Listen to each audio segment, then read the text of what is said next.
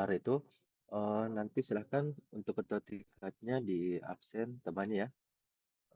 Saya persilakan ke ketua tingkatnya untuk absen eee, teman-temannya.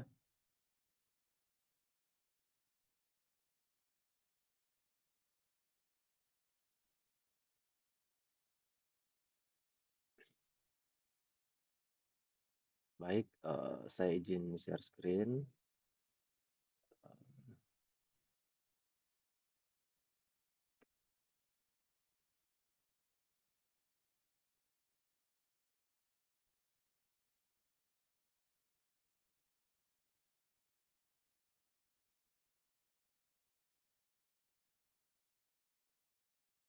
Eee, Sudah terlihat nggak untuk PowerPoint-nya? Sudah, Pak. Baik, hari ini, kita akan diskusi ya terkait dengan, konsep dan, prinsip promosi kesehatan. Saya sudah mungkin saya lupa atau saya sudah jelaskan, minggu lalu, terkait dengan, promosi kesehatan.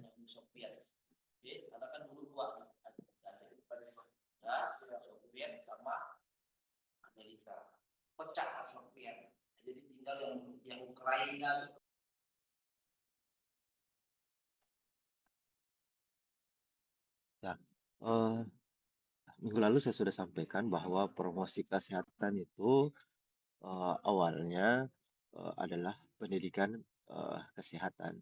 Nanti, lambat laun, pendidikan kesehatan, itu berubah, menjadi promosi kesehatan, pada saat, pertemuan di, Kanada ya, WHO ada, konferensi atau pertemuan, bahwa, ternyata, kesehatan itu, bukan, hanya sebatas, pengetahuan, bukan hanya sebatas mentransfer, ilmu, tapi ada juga penerapannya, ya, eee, ada juga output-nya. Makanya, tetap, kita mengambil acuan bahwa, setiap proses yang ingin kita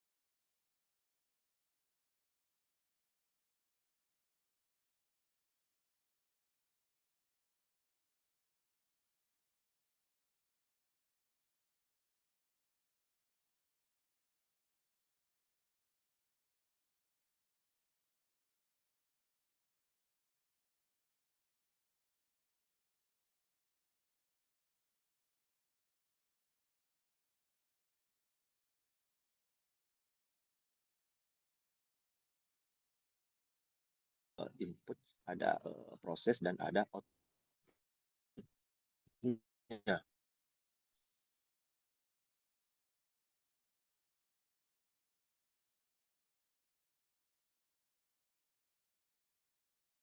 Di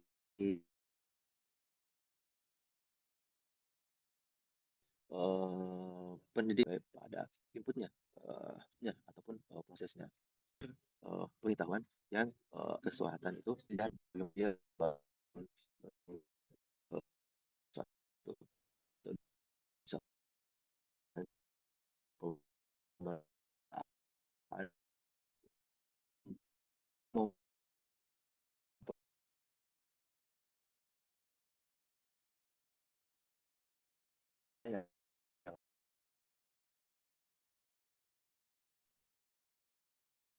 kesehatan.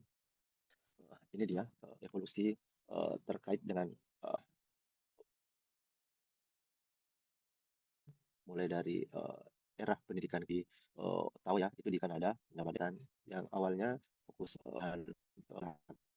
aku hanya oh itu penting kamu sudah paham, belum diajarkan terkait bagaimana bagaimana memberikan solusi, bagaimana pemanfaatan bagi kesehatan muncul, ya ditambahkanlah determinan-determinan atau faktor eh, eh, eh, digital sebagai promosi kesehatan. Nah, promosi riset dengan mendapatkan beberapa fakta. Tapi kalau berdasarkan acuan di Universitas Erlangga bahwa pendidikan kesehatan menjadi promosi kesehatan dengan menambahkan yang namanya faktor lingkungan. Tuh. Ini definisi dari Promkes itu tersendiri bahwa adanya revitalisasi pendidikan kesehatan bukan hanya sekedar penyadaran pengetahuan, weh sadar kok bahwa penting kita sehat, tapi ada perubahan-perubahan perilaku yang didukung oleh lingkungan ya. Lingkungan yang dimaksud di sini adalah fisik, non fisik, sosial budaya, ekonomi, politik. Nah itu lingkungan yang dimaksud. Jadi bukan sebatas lingkungan pada umumnya, tapi lingkungan yang dimaksud adalah budaya, ekonomi, dan eh, politik. Nah, ini juga mengacu pada keputusan kesehatan di tahun 2005. Ini visi nasional masyarakat Indonesia sampai dengan akhirnya sekarang ya. Jadi sekarang eh, menuju generasi emas tahun 45, berarti di generasi alfa sekarang ya, mungkin di generasi alfa, mungkin uh, mahasiswa sekarang di generasi Z, ada juga yang generasi alfa, di generasi alfa atau mungkin nantinya di generasi beta, bagaimana Indonesia itu menuju garis emas di tahun 45, 45 ya, bukan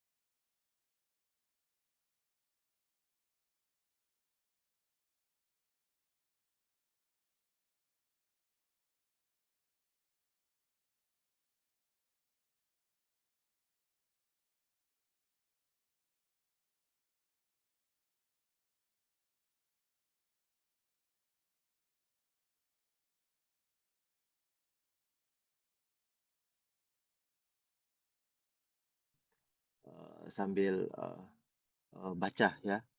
Eh, Terus jadi ini saya jelaskan kembali bahwa strategi dari promosi kesehatan itu ada advokasi, terus bina suasana, targetnya adalah tokoh masyarakat dan mitra, terus yang terakhir itu adalah pemberdayaan.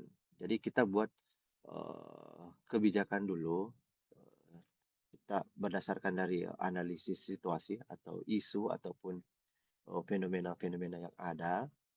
Setelah itu didiskusikan dengan tokoh masyarakat berdasarkan solusi-solusinya. Setelah itu nanti yang terakhir adalah pemberdayaan. Bagaimana caranya kita melakukan pemberdayaan ke masyarakat. Jadi kita sendiri tidak bisa melakukan pemberdayaan tanpa ada bantuan tokoh masyarakat. Karena kenapa? Contohnya di sini tadi bahwa eh, proses promosi Pak, kesehatan itu ya, lah mohon promosi maaf, Pak. proses Tidak ada eh, PPT tak muncul, Pak. oh, Gelap kenapa layarnya, Pak. begini kenapa begini jaringannya? Begini ya, muncul nih. Baru, ya, muncul nih, Pak. Ya, eh, jadi kenapa promosi kesehatan itu bersifat dinamis? Eh, karena tidak semua masyarakat itu mampu menerimanya.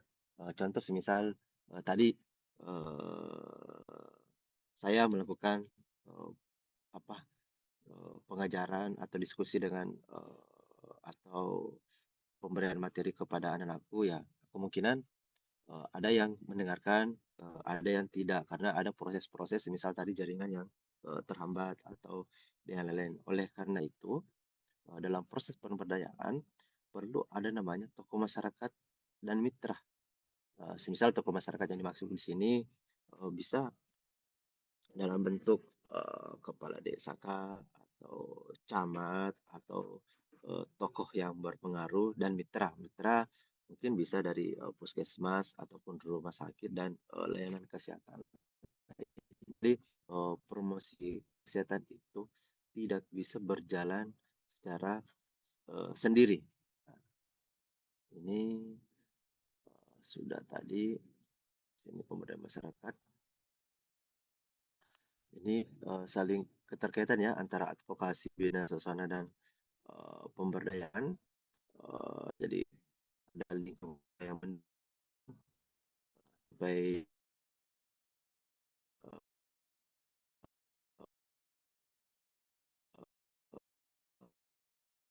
apa mempertimbangkan dampak dari kesehatan tersebut sehingga uh, ada dukungan publik dalam artian pengetahuannya pedagogi sama dengan pengetahuan bahwa dari tidak tahu menjadi tahu, dari tidak mampu menjadi uh, mampu. Ini benang merahnya, saya pikir skip saja. Terus ini model logika pendidikan kesehatan, tetap dari ada inputnya, terus ada prosesnya sampai dengan outputnya. Outputnya ya adalah perubahan perilaku plus kemandirian yang tidak tergantung pada yang formal. Jadi saya sudah tidak tergantung lagi sama layanan formal. Jadi saya mampu meningkatkan derajat kesehatan secara mandiri begitu dengan proses pemberdayaan tadi. Oh, semisal saya sudah telah dilakukan penerimaan materi terkait ternyata saat itu begini dengan lain-lain. Tujuan operasionalnya ya menumbuhkan tanggung jawab, terus tindakan preventif ya, pencegahan dalam artian itu pencegahan dan rehabilitatif, terus pemanfaatan fasilitas kesehatan yang tepat. Nah, itu dia. Terus ada yang mau saya tambahkan lagi, mana ya? Hmm, ini kayaknya. Ini hampir sama dah. Nah, yang tadi, kalau pendidikan kesehatan itu pengalaman belajar, yang diadaptasi secara sukarela. Terus kalau promosi kesehatan itu adalah proses memampukan masyarakat. Jadi bagaimana cara kita supaya masyarakat itu mampu untuk meningkatkan namanya derajat kesehatan mereka masing-masing. Jadi fokus pada perubahan perilaku dan perubahan lingkungan. Terus eh, mana ini definisi dari promosi kesehatan itu tersendiri yang dari keputusan Menteri Kesehatan bahwa upaya meningkatkan kemampuan masyarakat melalui perjalanan dari untuk dan bersama masyarakat. Terus dimensi utamanya ada kemauan dan ada kemampuan hampir sama tadi ini paradigmanya ya mulai dari uh, bottom mulai dari bawah dari bottomnya sampai ke impactnya terus ada mau mampu dan meningkatkan terus ini 3 pilar strategis ya di promosi kesehatan di kesehatan masyarakat ada advokasi mediasi dan memampukan hampir sama dengan yang tadi sebenarnya. Hmm, Terus ini ujung tombak, ya ini ujung tombaknya. Eh, dari ada eh, dari posyandu, terus sampai dengan organisasi, eh, keterampilan ekonomi, terus ini kota perkakasnya. Nah ini media promosi kesehatan bisa media cetak, terus bisa media elektronik, terus media media luar ruangan, media cetak mungkin di booklet atau di leaflet atau poster, terus kalau media elektronik bisa TV, radio, video di HP nanti, terus kalau media luar ruangan itu ada di billboard, spanduk pameran. Tapi saya kalau tidak salah biasanya tugas akhirnya itu nanti anak-anak membuat poster terkait promosi kesehatan. Terus ini matriks pemilihan medianya. Kalau semisal media cetak ada kelebihan dan kelemahannya. Kalau media cetak itu tidak lama, murah, tidak perlu listrik, dibaca ulang, tidak bergerak. Nah, kalau di media elektronik itu penarik, volume emas, real time, biaya tinggi, butuh listrik dan rumit. Mungkin di sini eh, kalau semisal di billboard atau dan segala macam itu kan media elektronik juga butuh listrik ya. Ini terus rumitnya ya tidak semua orang bisa melakukan desain visual. Kalau media ruangan ya biaya produksi mahal, konten terbatas, terus kelebihannya itu jangkauan massal hiburan secara umum. Terus ini strateginya ada 3, eh, ada metode massal, metode kelompok, dan metode individual. Ini dia ya, metode transfer. Ya, ini metode partisipatif. Sarannya ya mungkin diskusi, terus ada namanya demonstrasi, ada role play-nya sampai dengan brainstorming-nya, solusi tanpa kritik awal. Terus metode transfernya itu ceramah, terus simposium, panel, seminar. Nah ini metode transfer untuk promosi kesehatan. Ini faktor determinannya. Jadi penerimaan program itu mulai dari pendidikan, sosial ekonomi, dan adat istiadat atau sosial budaya ya. Adat istiadat itu lebih kepada sosial budaya. Terus ini menuju kemandirian, ya ini advokasi, pemberdayaan penyuluhan dari apakah dia mau, terus tahu dan mampu. Jadi promosi kesehatan itu bukan hanya sekedar memberikan informasi, jadi melakukan strategi komprehensif untuk memampukan masyarakat menolong diri sendiri demi tercapai derajat kesehatan yang optimal. Nah ini tujuan akhir dari promosi kesehatan secara uh, umum ya. Hmm. Baik, uh, ada yang ingin didiskusikan? Hmm. Nah, uh, kalau minggu depan itu uh, ada tugas ya. Ini tugas perorangan. Jadi tugasnya perorangan. Silakan diketik di Word, ya, di Word. terus tulis nama, name, dan kelas, terus langsung jawabannya. Setelah itu jangan lupa di bagian akhir ada daftar pustaka. Nah, tugasnya itu silahkan adik-adik eh, menelaah apa itu promosi kesehatan, ya, apa itu promosi kesehatan berdasarkan konsep pribadi masing-masing. Jadi berdasarkan konsep pribadi tadi. Jadi tidak mungkin sama dong, ya kan? Mungkin promosi kesehatan menurut Farel dan Nadia pasti beda. Meskipun tujuannya sama, ya, meskipun tujuannya sama, tapi dalam menulis itu pasti ada perbedaan. Iya, itu. Makanya cukup untuk jangan sampai ada bertanya Pak berapa halaman minimal. Tidak perlu mau 10 halaman, mau 1 halaman itu terserah dari adik-adik. Nah, ini kan pernyataan pribadi terkait dengan konsep promosi kesehatan. Terus eh, pengumpulannya itu minggu depan ya. Nanti pada saat masuk baru di store. Nah, nanti saya sertakan di Google Drive-nya di kolom chat di minggu depan. Nah, tuh. Terus apa lagi? Pakai sampul, tidak perlu pakai sampul. Langsung saja. Hmm, Langsung nama di Word, di lembar pertama nama, name, kelas, terus jawabannya promosi kesehatan berdasarkan pendapat pribadi itu seperti apa ya silakan diutarakan. Nanti di terakhir itu daftar pustakanya. Itu. Ada yang ingin didiskusikan?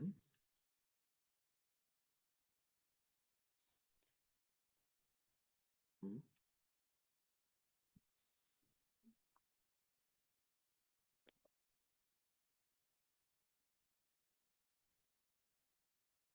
Ada yang ingin didiskusikan